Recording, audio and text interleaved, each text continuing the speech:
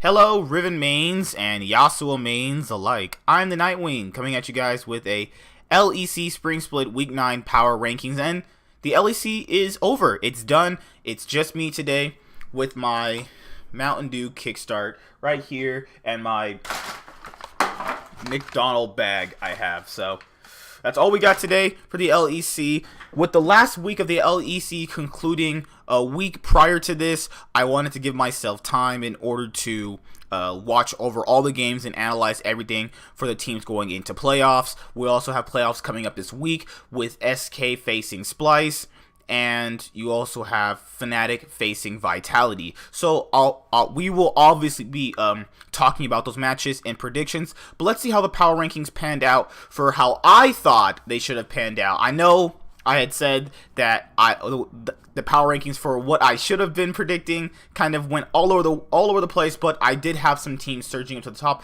and there have been a lot of teams that have been surging down. A lot of disappointment. We had talked about our looking back at our LEC power rankings, and a lot of things did change. We got some stuff right, some stuff wrong. Obviously, nobody is right on accurate power rankings at pretty much at any point, you know.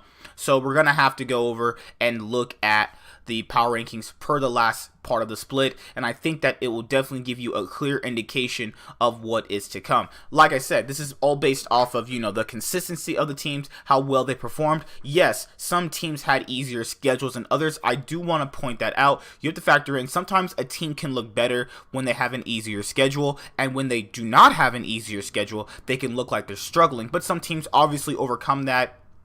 And then we also had the one tiebreaker game between SK and Schalke. So let's go over the rankings, and this is how I think the teams had panned out later on as the actual Week 9 had actually went through. So Fnatic at number 1 should be no surprising. They are the literal best team in EU right now. I think that you cannot understate that. Yes, G2 have the better record, but they did not play up to that standard. They lost to Misfits, which theoretically, the Misfits game itself, they probably could have won that, but you know, macro decisions weren't really there, and then they ended up still losing. They had their first 0-2 week in LEC, which just so happened to come at that last week. Now, I know I'm a G2 fan, and you know, you can't blame things on Promise Q. The whole team, except for Caps and Wonder, underperformed, and then that's what literally caused them to go 0-2.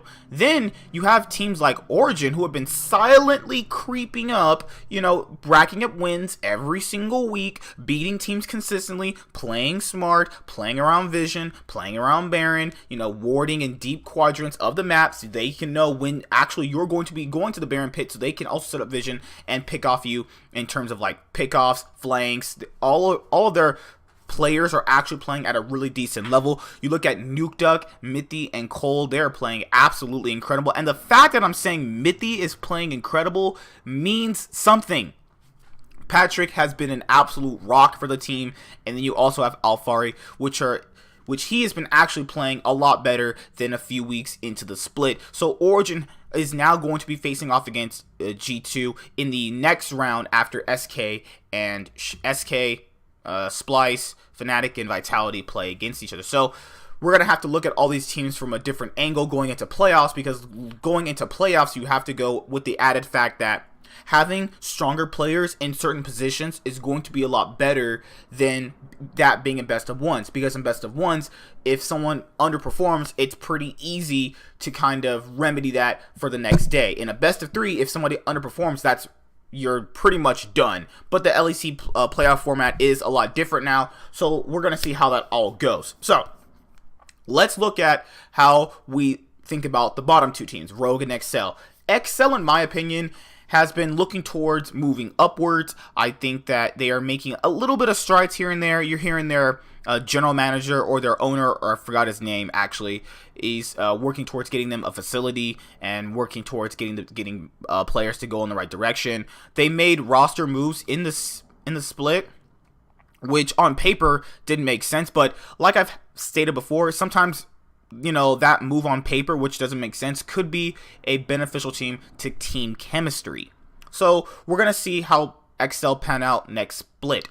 I'm thinking that XL could make it a run, maybe if they actually fix their roster up a little bit and polish it just a little bit, maybe they can almost make playoffs and hit at maybe at least 7th. Maybe, that's just a hope. And then you look at Rogue. Rogue is going to probably go through a ton of roster changes moving forward. You guys have to factor in that when you're in a league like this, you really don't want to be 10th place. You're not getting kicked out. It's not relegation time anymore for LCS and LEC and LPL. So you're fine being in 10th, but you have to factor in that an org that wants to compete at the highest level does not want to be in 10th. So if you see a ton of roster moves for Rogue, do not be surprised, because they literally were the worst team in the league. Now, let's look at Misfits. Misfits, during their last week, did beat G2, but they got clapped in their other game. And not to mention that game against G2, if you really watch it closely, was not convincing. They struggled so hard in that game. I'm still surprised to myself how G2 lost to them, even with Promise Q. So, yeah, the fact that you're still struggling in Week 9, and even in the win, that really wasn't even convincing, you're still struggling at, that just... it's a bunch of things going wrong. You could argue there's a bunch of things going wrong with them.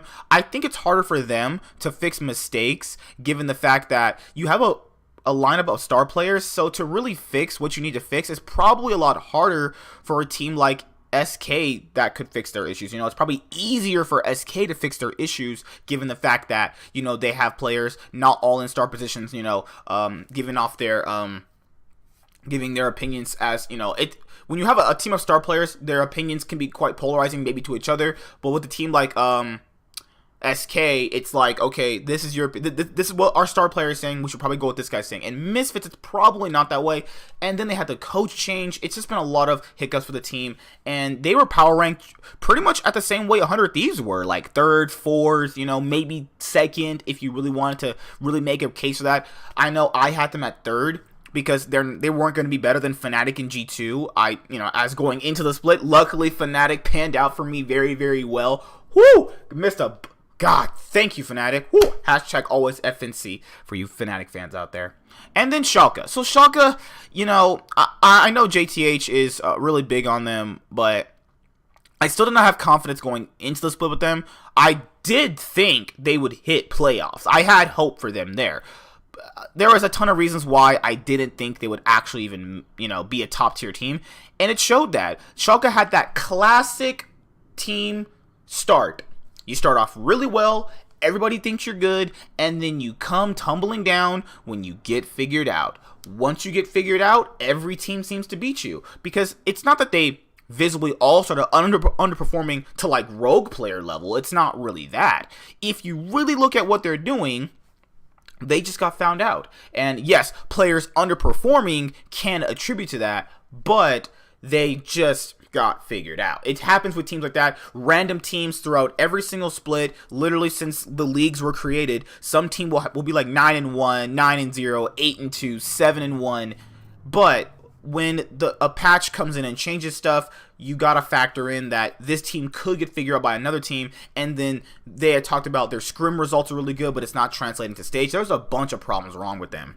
And hopefully going into next split, they will make a necessary roster move in order to actually make it into playoffs. We saw this last year with Schalke. They didn't make playoffs. Neither Misfits or Schalke made playoffs last year for the LEC in spring 2017. It's really interesting, and then both of them made playoffs the next split, so definitely look forward to them to make a change.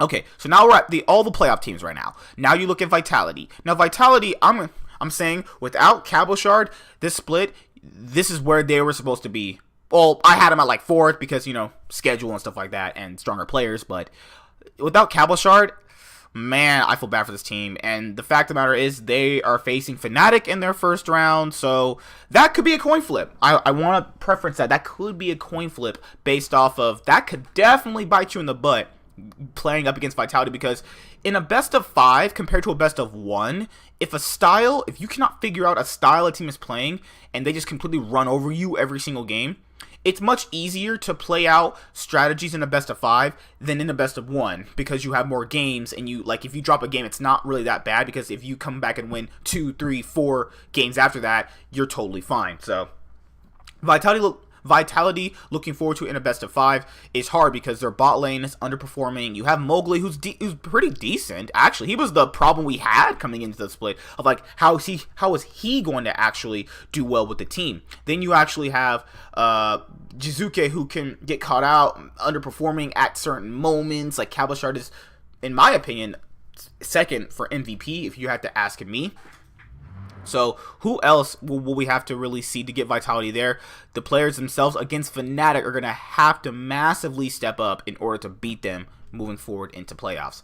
And then you look at SK, and you know, if SK don't have self-made, they're probably going to be just as bad as like XL. And that's, you know, just what it is. I know people like saying Warlub and what's his name, Crown Shot have been pretty good. They've been better. They've been average. They haven't been amazing, you know, like they're not I don't see them as star players yet. Who knows? Maybe Warlub can get back into that star player mentality because people used to remember him as a really good Jax player. I remember seeing him in the EULCS and he was a really good Jax player, and then sometimes translated that into other champions. Like we saw him translate that into his Poppies and his what was it, other champions playing like we saw that earlier on in the split when he would translate that into his other champion. So I think he has potential to get back to that point. It's just going to be a little bit of time because he hasn't been playing in a while. You know, this was his first split back in I think like what 4 or 5 splits honestly. So give him some time. I have a little bit of hope for him.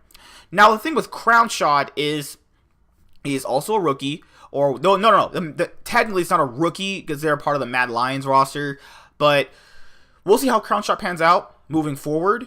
And then we also have Dreams. I think Dreams is a largely underrated member of the team. I think Pyrian is average. I know people say he has some stand-up performances. Everybody can have stand-up performances. Literally, people like DeMonte and people like Phoenix can have stand-up performances. That means really nothing at the end of the day. Everybody theoretically can have a stand-up performance. So I'm not really going to rate that highly. I think Dreams, for what he does for the team, is actually pretty good. So that's why a combination of all these things of average players, good players at certain moments, actually overperforming, got them into playoffs. Now you look at the top 4 teams. And you're going like, why in the frick? I'll start with G2 since I'm one of their fans. How did they get there? Because I know I'm going to get flamed for this a lot. You got to factor in, they've been underperforming for a while, and it's not Caps and Wonder, who are, in my opinion, also MVPs. It's not them. And the whole bot lane situation with Perks and Mickey, you got to factor in, let's say Promise Q is his support. Do they still win a ton of games? Maybe. But you also look at that they had Mickey, and Mickey's been having wrist issues. And when Mickey was on stage, he still looked fine, even with his wrist issues. He said it was kind of easy to kind of, you know, get, let's say, shadow his wrist issues. Like, you know, it's kind of easy to mitigate the issue. But that doesn't mean the other members weren't underperforming. You look at just how they were playing at the beginning of the split compared to now. It's been a drastic difference. That's what I'm trying to say. They were dominating up until like right when they lost to Origin, after they went 9-0, you've started to know little things, but that didn't really matter, right? Then when it came to like week 7 it came to week 8. Week 7 after they lost to SK, which I thought they literally threw that game. You started noticing big problems, and not like big problems like you gotta change the roster or anything like that. Problems in which they're just not performing to the same standard, and that's been a while coming, and that's why they dropped down in my power rankings. I still don't think Splice is 4th place material.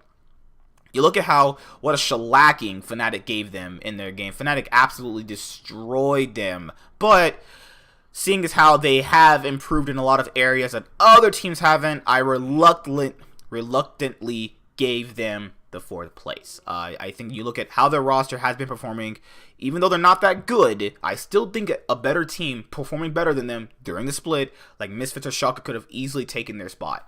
But looking at them being consistent, Kabe for me is gonna, if we do an all-pro team for the LEC, Kabe is most likely going to be my first all-pro team ADC. I think he's been playing absolutely incredible. I think he's had a few bad games, but that does not excuse, you know, him not being at the top level for Splice. And I think if you don't have Kabe for Splice, it's hard to argue them even getting into playoffs at that point. And then Origin, I've already touched on them a little bit, but Origin, yes, have been creepingly coming up in the standings, just beating teams, improving. That's good for teams like Origin, because Origin, in a best of 5, don't technically have incredible raw talent on paper. They have a lot of great, good, consistent players, which can beat star players if it's played right. I think that when you look at best of 5s, people like to go, oh, having a bunch of star players is how you're going to win. Not really. That's not how. I mean, back in the day, maybe in like season 5, that you could use it as an argument, but not now in season 9. So you're going to have to look at Origin and go, can their consistent good players beat star players in a best of 5? That's what you have to go for. And then obviously, since they're facing G2 in the first round, they're not, it's the new LEC system, so it's not really that bad if they lose a best of 5, because they're still guaranteed Rotterdam. And then now you look at Fnatic. Fnatic, like I said, were the Cloud9 of 2018 summer. This team went 11 and 11-1 in matches. Their only loss was to SK the first time of the second round robin. They completely have just surged up in the standings. Everybody is massively performing well. Now, I will say a bit of criticism before I go into all the goods. The games against Vitality and the games against G2. Let's go over those games really quickly. So the game against Vitality, which was pretty good, both clashing, I think Vitality still should have won that game. You look at how they played in that game. They threw. Oh God, I hate you using the terms like you got lucky or you threw. That's about as big as luck and throw as you can get. Hey, Fnatic still pulled out the win. The W is the W at the end of the day. The G2 game, which went down, I swear, I was out of my chair. I was like, whoo, man, this is a great game. But then people are quickly to forget. It was a good game. Pre-25 minutes, this looks like a stomp. Kind of like what Fnatic did to, kind of like what G2 did to Fnatic the first time around. You know? Like, it looked like Fnatic were about to give G2 a taste of your own medicine. Hey, you're going to clap me fastest, LEC time in EU LCS history. How about we do that to you? Then they mess up a tower dive in the top lane inhibitor turret. G2 are like, wait a minute, they did that? All right, we're coming back in the game. And that's when that match turned into one of the best of 1 games I've ever seen. I've been watching League for a very long time. That was an absolute treat to watch. The team fights, the back and forth, the back doors. It's hard to believe Ocelot is still getting backdoored by Fnatic after all these years. But overall, that was a fantastic game. But you still can't deny, if you don't count the Vitality games and the G2 games as technically them, Vitality throwing, Fnatic throwing, and you got to factor into that G2 and Fnatic game. If Hylissang does not take that inhibitor, then when G2 go to backdoor the base, they're going to win, because their inhibitor respawns, and then you have to hit the inhibitor to go to the Nexus. G2 wins the game. And then Fnatic do not make, I think after that point, they would have to play tiebreakers, because for Misfits to have even made playoffs, Fnatic had to have went like 1-1 or 0-2. So there were some big playoff implications here. But Fnatic, aside from those 2 games, have been playing absolutely incredible. Hylissang, Reckless have really stepped it up. You have Nemesis, who I criticize a little bit because he really was not playing that good. Actually has been playing pretty good. And if I was making like an all-pro LEC team, he'd probably be like on the 3rd team, because he's actually been playing really well. And you have Broxa finally coming into that MVP form we know he can play at. And then you have Whippo, has underperformed, has overperformed, so he's been average this split. But I think that's good, because sometimes you don't always need a star player. You just need a guy that's just solid. Like Impact is for his teams. He's just solid. You don't need to overperform. You don't got to go be making all these big hype pentakill plays. You just got to be solid.